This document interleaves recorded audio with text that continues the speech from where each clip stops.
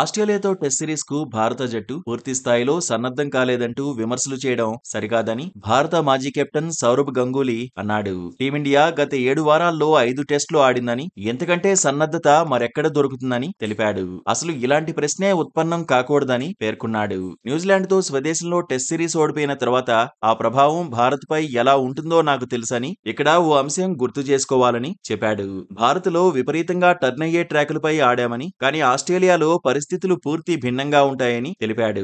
Aussies గడ్డపై నిలదొక్కుంటే batting కు చాలా అనుకూలంగా ఉంటుందని గంగూలీ అన్నాడు. అందుకే భారత్ కూడా స్వదేశంలో కేవలం టర్నింగ్ పిచ్లనే కాకుండా మంచి వికెట్లను సిద్ధం చేయాలని సూచించాడు. లేకపోతే బ్యాటర్లు ఆత్మవిశ్వాసం కోల్పోయే ప్రమాదం లేకపోలేదని పేర్కొన్నాడు. మంచి ట్రాకులపైన మనం విజయం సాధించగలమని గతంలోనే నిరూపించామని గుర్తు చేశాడు.